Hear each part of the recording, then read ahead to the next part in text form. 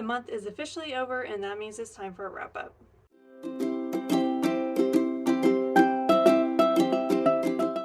Hi, hello, and welcome back to my channel. My name is Alex, and today is the June 2024 wrap up. So all the books I read in June. I read all Rainbow books in June except for my book club book, because I didn't have like a lot of say in what got picked. It was a direct pick from one of our members, so yeah. But all the books that I read for myself, that I picked for myself, were Rainbow books in honor of Pride Month. I hope everybody had a great Pride Month, however you chose to celebrate. And yeah, I'm really excited to talk to you guys about the books I read in June. Before we get into it, make sure you hit all the buttons down below so you know when I'm posting. I post every week, and all we do on this channel is talk about books. So if you like listening to people talk about books, here I am every week doing just that for you. So just a second to go over my ratings real quick, because I will be giving you the ratings from the books I read. Okay, 5 stars means best of the best. I absolutely loved it. Would recommend it to anybody and everybody, and I had a great time reading it. 4 stars means I still really liked it, but I had minor issues, like maybe it was pace, maybe there were plot holes, maybe I didn't like one of the characters, something like that, you know, but I still really liked it and I would recommend it to people. 3 stars means I didn't like it, but it was a subjectivity issue. So just maybe I was not the right reader for this book for whatever reason. I could see other people liking it, but it wasn't for me. 2 stars means I didn't like it and I won't recommend it to anybody. It had major flaws. Yeah, I just wouldn't recommend it. 1 star means worst of the worst. I didn't like it. I don't think anybody would ever like it. I can't recommend it to anybody, and I probably won't ever read the author again. So it has to be like a truly heinous book for me to give it a 1 star. There's only been a few 1 stars like ever for me. But yeah, I save those for like the really, really bad ones. Like they have to pretty much contain underage sex, and I don't mean like, I could probably talk about this in another post, but I don't mean like teenagers having sex. I mean like a very young person having sex with like a very much older person. I reserve grooming for this. Grooming in a way that is like fetishized, not like grooming in a trauma way. Like if it's a trauma book and it's explaining that they were groomed, that's completely different. But I mean like grooming in a way that it makes it sound like sexy or provocative in any way. Like no, those are 1 star books for me. And then also just major racist homophobia, things like that, those are 1 star books also. So yeah, no books today are 1 star books, and I probably didn't need to get into all that, but now you know.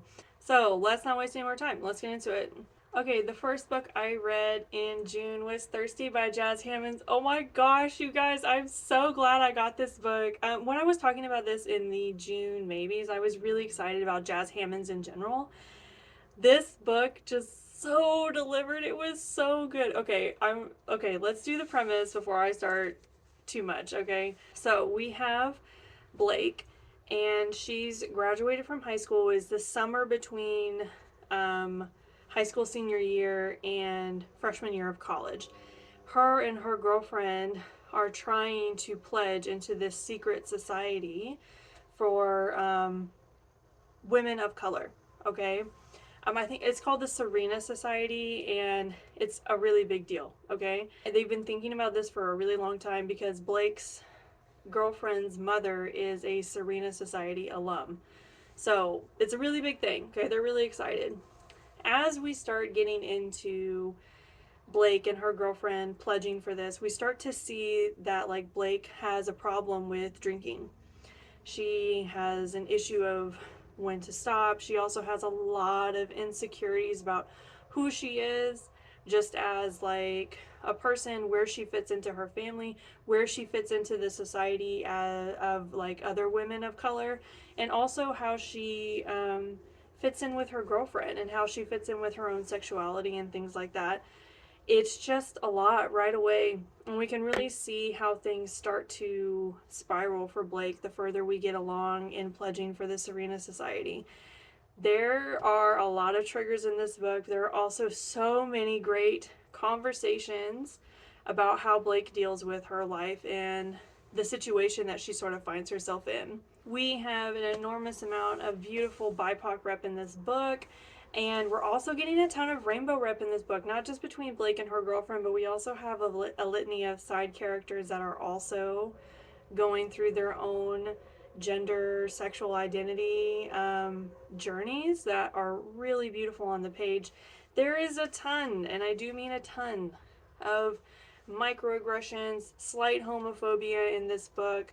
Lots of discussions on like colorism and almost like a found family type of vibe, or like finding your place in your community, which is something that Blake really struggles with, as her mother is white and her father is black, and she feels like she can't connect with her mother that well because of that. She almost feels like there's a race barrier between her and her mother, and that she doesn't have the support that she needs to continue growing as a woman of color in today's society. So there's a lot of really great conversations about that. There's also just so much development for Blake on the page. Like, she comes so far, but she has to fall so far first before she gets that. And I just loved this book. I loved the voice of this book, the tone of this book. And as we get further into the issues, like the biggest issue that Blake has is her addiction with alcohol. And you can just tell on the page that she's surrounded by people who love her, but she's also surrounded by people who just really don't know how to help her. And I think that was the hardest part about this book, was reading how nobody really knew how to help Blake. And it's simply because everybody was really unprepared to help Blake. I can't talk about it anymore. I'm going to give everything away. This book was so beautiful. I did this on audio and I absolutely loved it. The narrator for this book was fantastic. I loved this book. I ended up giving it 5 stars, if you can't tell already. And I will be coming back to Jas Hammonds. This was just perfection for me. The next book I read in June was Cemetery Boys by Aiden Thomas. Okay, I also did this one on, well, I did it half and half. I did like half audio, half regular reading. I didn't love the audio narration. It was really hard.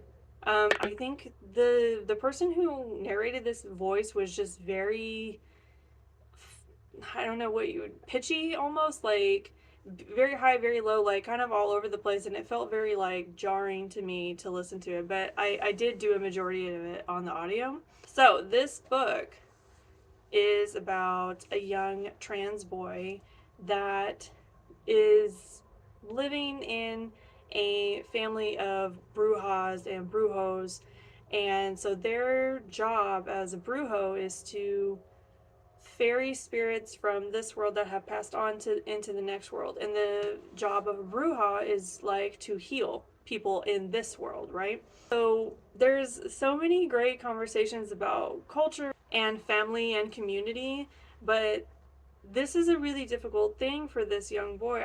It's very hard for him because he is trans, one, to convince his family that he is a brujo, a boy, a man that deserves to help ferry spirits from the living to the dead, or the in-between, instead of being a bruja. And it's something that he struggled with a lot during his transition and just finding his place within his family and within his culture. There's just a lot happening on this page, and there's the most beautiful little like love story happening here that I just about died over. It was so sweet. There's also just lots of cool stuff. Lots of cool stuff. I mean, I just couldn't get over the feel of this book.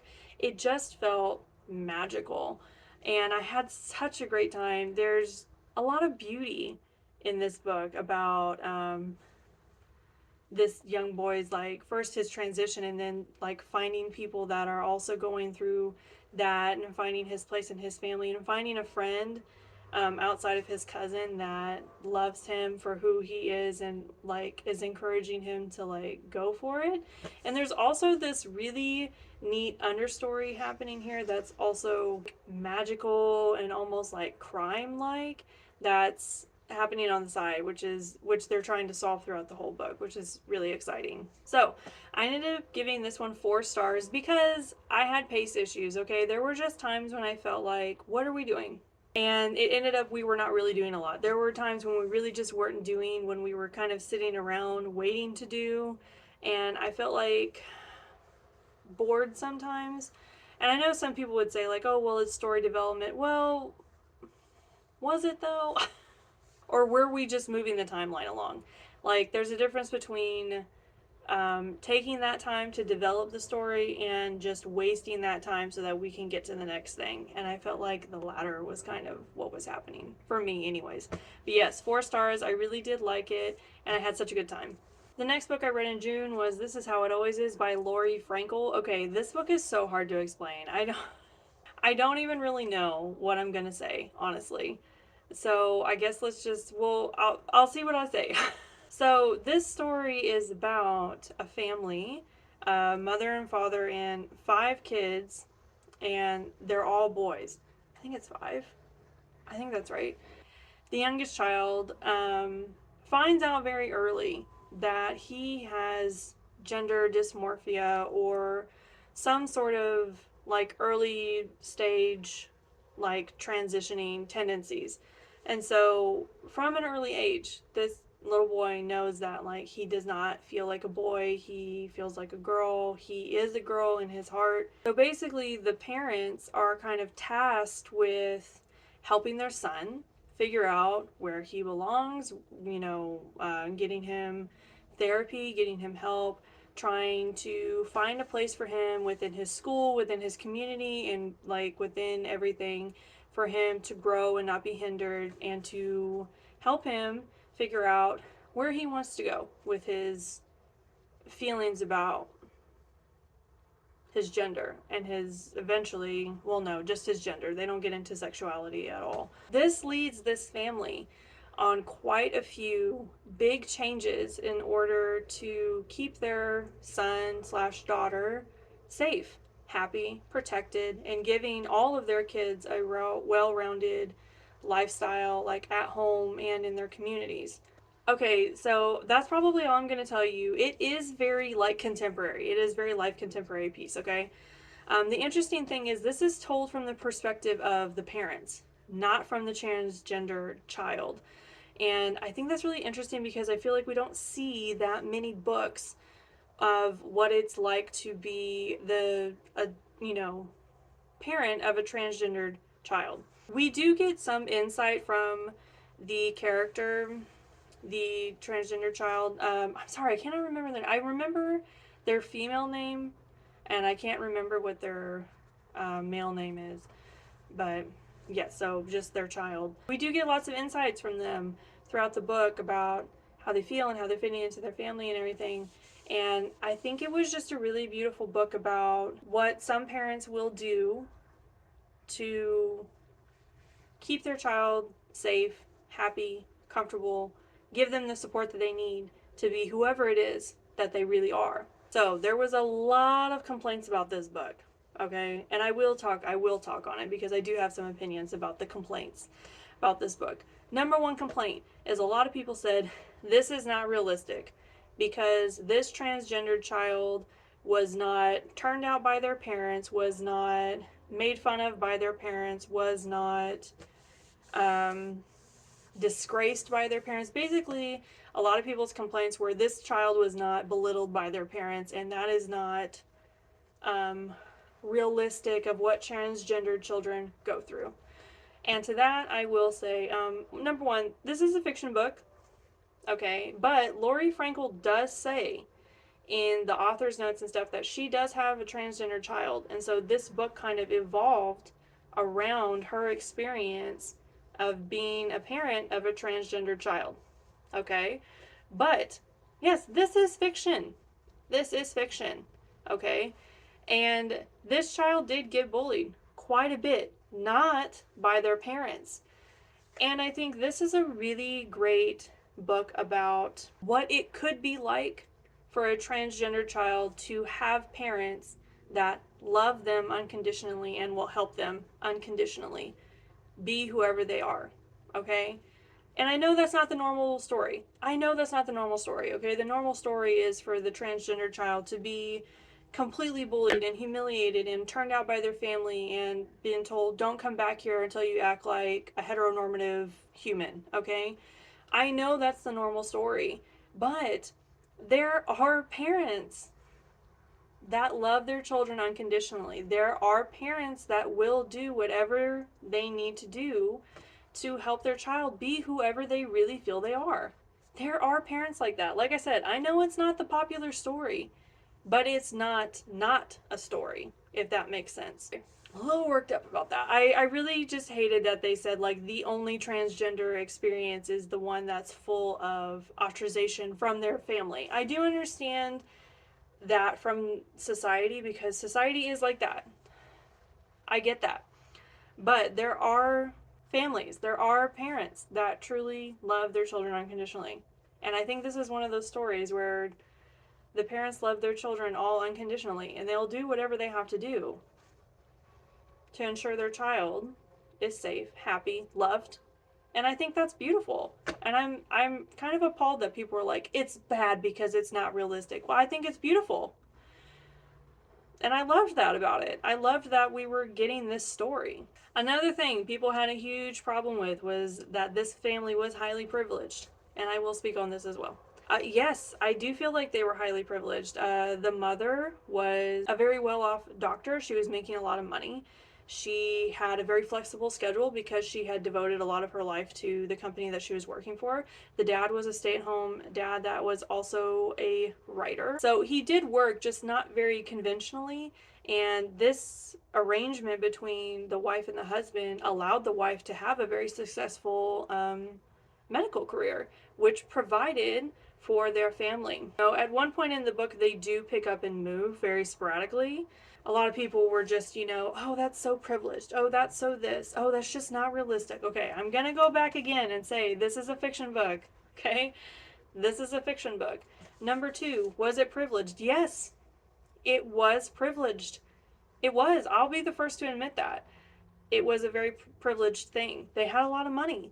But I also think this is a really good lens to look through, that even though you are privileged people, you have money, you have opportunity, even though all of that, and they talk about this in the book too, they can't build a bubble for their child to keep them safe forever. They can have a bubble at home to keep their child safe and do whatever they need to do to make them feel loved and accepted and everything. But the hard truth of it is there is still society out there who is going to say whatever they're going to say.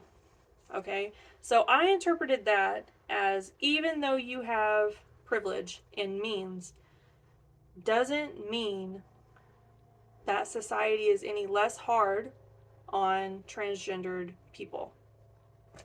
Even though they had all this money, they had all this privilege, they had the opportunity to get their child therapy, to get the mother and the father therapy, to move if they needed to move, etc. Things were still hard. They couldn't build a bubble and keep their child in a bubble, even though they had the means. That's what I took away from that. Also, as a side note, in the book, as we're reading throughout, they're continually building this fantasy story. The dad is building this fantasy story with the kids, throughout the whole book, okay? And I sort of looked at this as a parallel to the story that we're being told.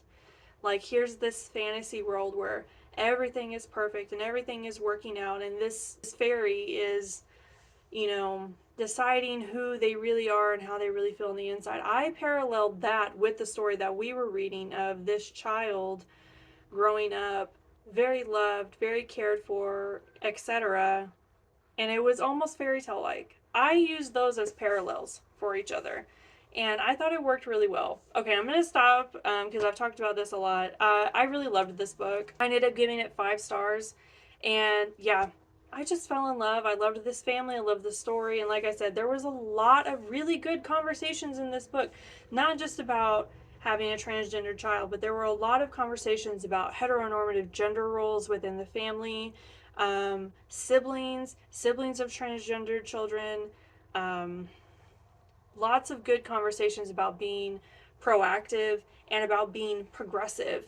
And there was just a lot happening on the page. I felt like there was so much, and it almost was just breathtaking to listen to these two parents be open and honest with each other about what was happening within their family, and how, what steps are the right steps. What is us just doing whatever we can versus what we should be doing. There were so many good conversations happening in this book and so much beautiful development within the whole family, and I just really, really loved it. I can't recommend it enough. Okay, the last book I read in June was The Mother Road by Meghan Quinn. This was the book club book. I have a lot of opinions. About this book. Let's get into the premise, okay? So we have a young woman, Marley. I think she's like 24, 22, something like that. She's living in LA as a beauty blogger. She comes home one day and her brother and her dad are sitting there with their old RV that they used to take vacations in when she was a child. And they're like, hey, you know, her brother is about to get married, and he's like, let's take the Route 66 road trip that Mom always wanted us to take. Well, their mother had died, when they were still children. And so this was kind of like an homage, a goodbye to Mom, thank you to Mom, and also like kind of a bachelor party for the brother. And so she's like, okay, yeah, let's do it. I think this is great. And about an hour into the trip, they pick up the brother's childhood best friend. Now I can't remember his name, I'm sorry. But it also happens to be Marley's like childhood crush. Like she's had a really big crush on him forever, and something happened between them on prom night that I'm not going to discuss, and has since left her absolutely devastated but still hopelessly in love with this man. Okay, they pick him up, and basically all of them are going to be going on this Route 66 road trip from LA to Chicago. This is the crux of the book, right? The road trip. And then we end at the wedding, the brother's wedding. And that's sort of the timeline for the book. This is what I would consider a rom-com, I guess. So there is like a budding love between Marley and the best friend. And that's sort of the biggest part of the story, is like them trying to get together and them kind of getting together and then it all falling apart. And yeah, just, romance at its finest, right? Yeah, I can't really get into any more without like spilling all the details, but this is the point of the book, is the road trip and the love connection and the romance between them. When I tell you that this book was terrible, I mean that with everything. I don't know how this book had so many good reviews. It's an almost 5-star book. Like, that's how high the ratings are. Why? I could not tell you. I could not tell you what anybody saw interesting in this book. First of all, okay, this had so much potential. We have a road trip romance. That sounds like a lot of fun. We have, the Route 66 road trip in general. Like, I find that kind of stuff to be fun. Like, they're stopping at different places along Route 66, like touristy places. That would be fun. The brother's best friend trope is a well-loved one by lots of people. So, like, it had good bones, right? I don't know what Meghan Quinn was thinking when she was writing this book, because the comedy in this book was just not it, okay? It was very, like, junior high boy coded for some odd reason. Like, the jokes were very, like, fart jokes, penis jokes, cum jokes. I am not even joking. It's like every other page is a penis joke or a fart joke or something about something's semen. I'm not kidding. It was a lot. And then the way that Meghan Quinn wrote the brother, I did not understand at all. Because first, they spent so much time just emasculating him and calling him like feminine in a bad way, and degrading him because he liked to bake, he liked to do arts and crafts. And like basically, like there was one point in the book where the sister, Marley, the main character, literally called her brother a menstruating man lady. I'm sorry. During Pride Month, I'm sorry. It was all really rubbing me the wrong way, the way that she wrote this character. And wrote everyone's response. I don't feel like anybody liked him. That's like the dad, the best friend, and the sister. I felt like nobody liked him. Like they spent a majority of their time pulling pranks on him, embarrassing him, or picking on him for being too feminine and saying like, I don't know how you're getting married. Like, where are your balls? And it was just a lot. It was a lot. I'm not even kidding you guys. I could not understand why she made a lot of these decisions. By the end of the book, this character had evolved from just being like a picked on person to being a like outright out of control person. When I tell you that no mentally stable person acts the way that this brother act, I say that with my whole heart, because there is no way that a mentally stable person acts like that. Like, this almost could have been turned into an intervention book for this character, because the way he was by the end of the book was just not okay. Like, I don't know how else to put that. He was like not okay. And I don't get why Megan Quinn did this, like made that decision for this character, but it really just took away from the whole book, and I didn't understand what the point of having the brother there was. If all they were going to do, if all Megan Quinn was going to do was make him a punching bag for the rest of the family, and then also make him like slightly psychotic.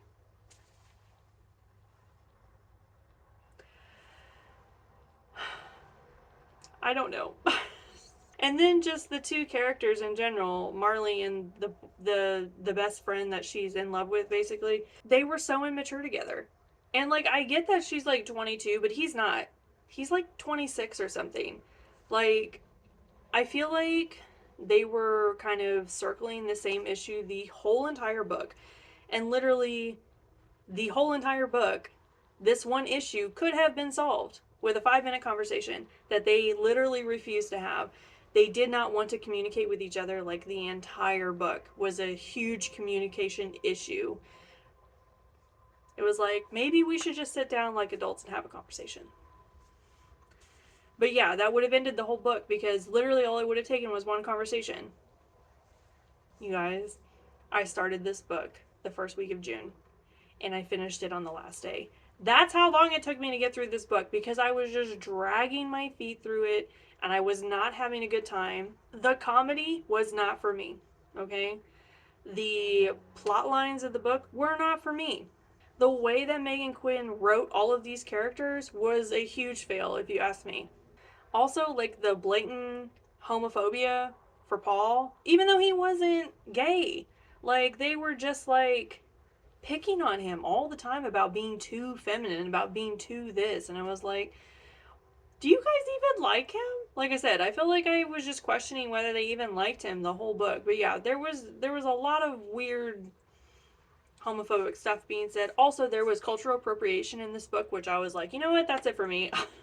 If I could have DNF'd right then, I would have. But since this was a book club book, and I was like, you know what, I really need to see how it pans out. Maybe it gets better. Spoiler alert, it got worse. It never panned out. If I had been reading this on my own, like if I hadn't had people like depending on me to finish it and like lead a discussion for it, I would have DNF'd it at 25%, because that is how fed up with this book I was. Did not want to continue. I was not interested in the storyline or the characters. I don't think I will ever read Megan Quinn again. First of all, romance is not my thing. Y'all know that if you've been here a minute. Romance is not my favorite, like, genre. This was the worst romance book I've read. Maybe this is why I explained to you guys, like, so deeply what my 1 stars is, because this would have gotten a 1 star for me, but I really do reserve my 1 stars for, like, blatantly painful or, like, terrible circumstances. I don't know that I will ever read Megan Quinn again. This really put me off. And what put me off even worse is that the reviews for this were so good. How? How were the reviews for this book so good? I wasn't seeing it. Okay, whatever everybody else was seeing in this book, I was definitely not seeing it. Yeah, 2 stars. I'm done talking about it. Yeah, I was disappointed. Okay, that's all I have for you guys today. Like I said, the rest of the month was on like really high note. I really loved the books that I picked for myself. My book club book was a different story, but we won't talk about it anymore. But in general, the books I picked for myself, I really loved. I had such a great time getting more rainbow diversity in this month in June. I was just so excited about everything that I picked. Yeah, make sure you hit all the buttons down below so you know I'm posting a post every week. Leave me a comment. Tell me what you read in June. Did you read any beautiful rainbow books that you absolutely loved? Did you read any of the books that I have read? like during June? Have you read any of those? Did you like them? Did you hate them? Let me know. Drop me a comment. I love hearing from you guys. But yeah, that's all I have for you guys today, and I will see you all next time. Bye.